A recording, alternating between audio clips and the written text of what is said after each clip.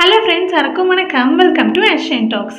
இன்னைக்கு சிறுகடிக்க ஆசையில் ரோகிணி அவங்க தப்பிச்சா போதுன்னு சொல்லிட்டு விஜயாவுக்கு ஒரு புது ஐடியா வேற கொடுத்துட்றாங்க.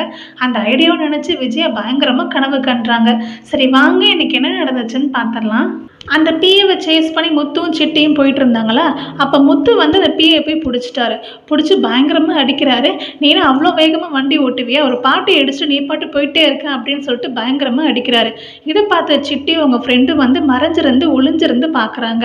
ஏன் இவன் அடிச்சிட்ருக்கான் அப்படின்ற மாதிரி அவங்க யோசிச்சுட்டு இருக்காங்க. அந்த டைம் பார்த்து கரெக்டாக போலீஸ் வந்துடுறாங்க.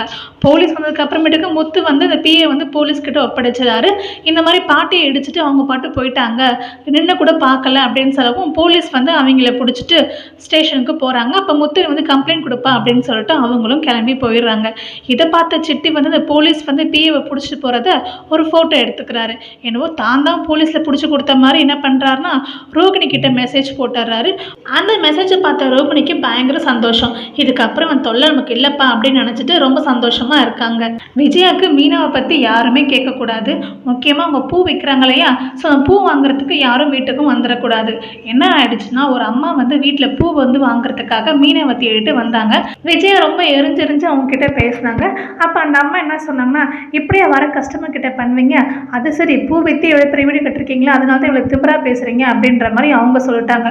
உடனே விஜயாவுக்கு கோவம் இன்னும் ஜாஸ்தி ஆயிடுச்சு. இது எங்கள் அப்பா எனக்கு கட்டி கொடுத்த வீடு, யார் பூ விற்று இந்த வீடு வாங்குறது உங்களுக்கு தெரியுமா அப்படின்னு சொல்லி கேட்கவும் அவங்க பாட்டு பேசாமல் போயிட்டாங்க. அப்போ பார்வதி வேற வீட்டில் இருந்தாங்க. நீ இவ்வளோ கோவப்படுற அப்படின்னு சொல்கிறாங்க. ஆமாம், அவள் பாட்டு பூ வைக்கிறேன்னு சொல்லிட்டு வெளில போயிடுறா. வீட்டில் இருக்க வேலை நான் தான் செய்ய வேண்டியதாக இருக்குது. இன்றைக்கி அவள் வரட்டும், அவளுக்கு இருக்குது. அவள் பூ வியாபாரம் பண்ணக்கூடாதுன்றதுனால தான் வீட்டு வாசல் அந்த கடையை கார்பரேஷன் ஃபோன் பண்ணி எடுத்தேன் அப்படின்னு சொல்லவும் பார்வதிக்கு ஷாக் ஆகிடுச்சு. அடப்பாவுமே, நீ தான் அந்த வேலையை பார்த்தியா அப்படின்னு சொல்கிறாங்க. உடனே விஜயா வந்து யார்ட்டையும் சொல்லாத, அமைதியாக இரு அப்படின்னு சொல்லிடுறாங்க. கரெக்டாக அந்த டைம் பார்த்து ரோகிணியும் மீனாவும் வந்துடுறாங்க. அப்போ விஜயா வந்து மீனாவை பிடிச்சி பயங்கரமாக கத்துறாங்க.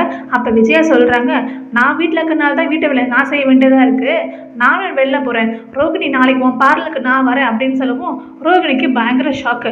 அச்சோ, அங்கே வந்தாலும் மாட்டிப்போமே அப்படின்னு சொல்லிட்டு, இல்லை ஆண்டி அங்கே ஒரு வேலையுமே இல்லை, உங்களுக்கு ரொம்ப போர் அடிக்கும் அப்படின்னு சொல்லி சமாளிக்கிறாங்க.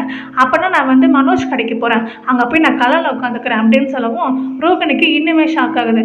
ரோகிணிக்கு அதுவும் டிஸ்டர்பன்ஸாக இருக்கும் இல்லையா, அதனால் அவங்க மாஸ்டர் மைண்டை யூஸ் பண்ணி ஒரு ஐடியா வந்து விஜயாவுக்கு சொல்லிடுறாங்க.